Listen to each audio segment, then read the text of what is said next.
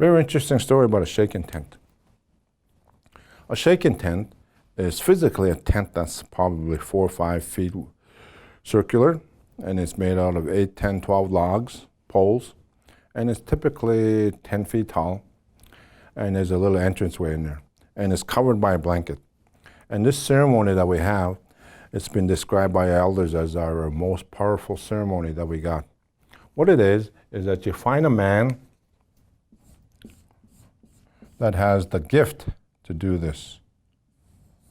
Okay, so he's in a shaken tent here. And it could be a man or a woman, it's not gender specific. And he has this knowledge and this gift that he's able to talk directly to the spirits. And so the shaken tent, people come and he'll announce it. Tonight I'm going to do a shaken tent ceremony. So if you're interested, if you have Gishpin Gego Gagwe Dwayne Migomabi Jean, if there is something you are inquiring about the spiritual nature, because remember I told you that we live in a spiritual experience? We are spiritual beings having a human experience. So we direct our lives according to the spirits. Well, how do we know what the spirits want for us? This is one of the ceremonies where you can come there and ask that question. And so my mom went there one time, and they were given knowledge. Spirit keepers. There are spirit keepers of the language, we were told. So you have one of them we have posted up right in any building we got here is the American Goldfinch. That's a yellow bird, black head, black wings, and he's been designated as the spiritual keeper. So once you know that, then you're obligated to honor that knowledge, and you're obligated to share that knowledge with everybody.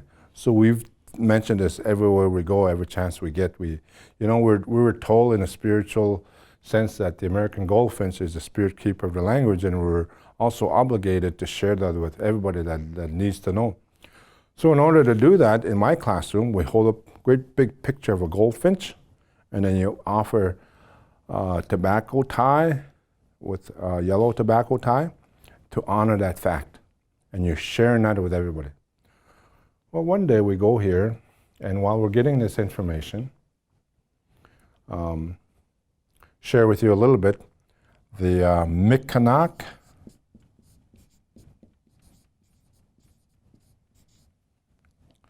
is a snapping turtle.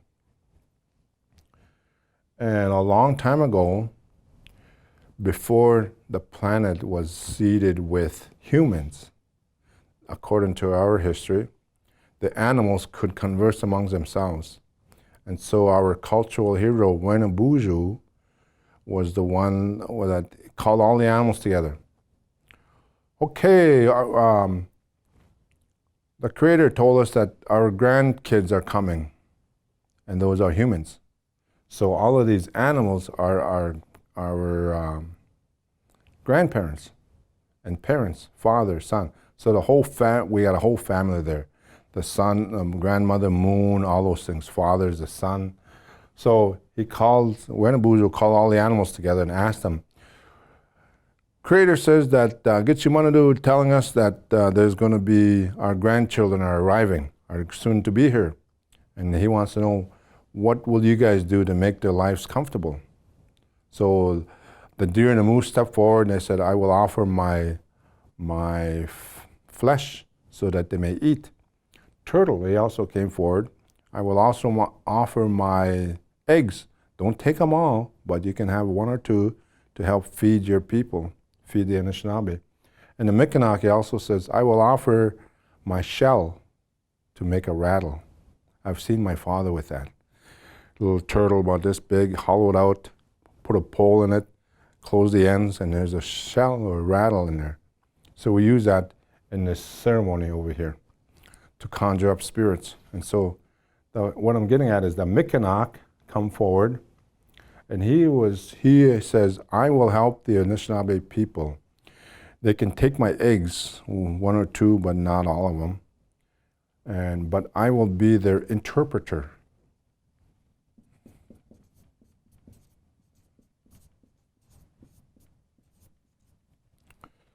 And I will be the one that is be speaking here. So what he does, anytime you go to a shaken tent ceremony, you hear the voice of Mikanok. Mikanok's voice is really low. And so you know that that tent is an authentic one. Oh, and it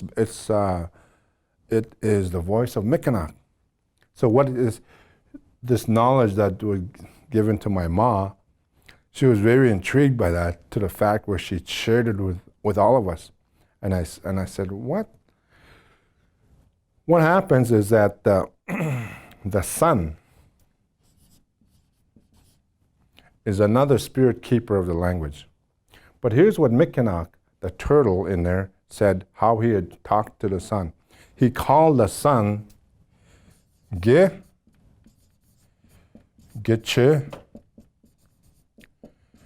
Mishomis Inan. He called the sun Gigichi Mishomis Inan. Now, if you didn't know what that means, it really doesn't make any, you don't realize how profound that is. What it means is that it refers to our, including everybody, you, me, all animals, our great-grandfather.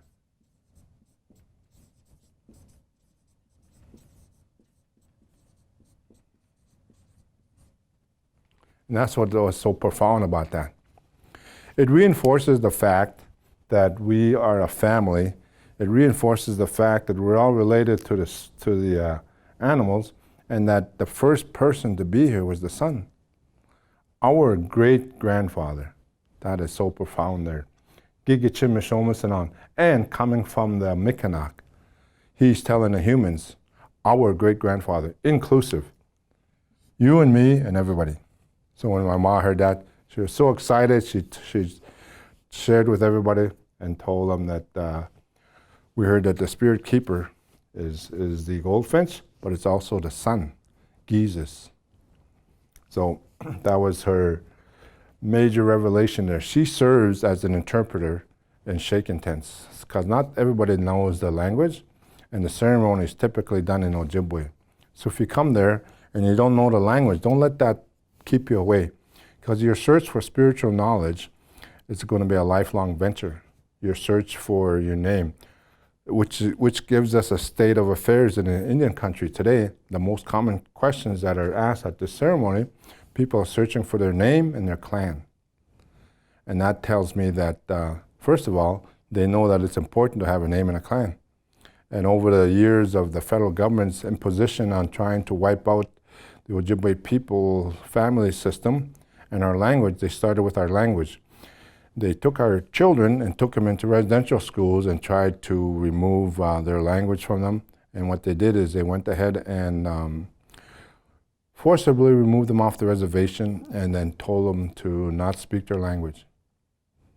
And so today we still have that remnants.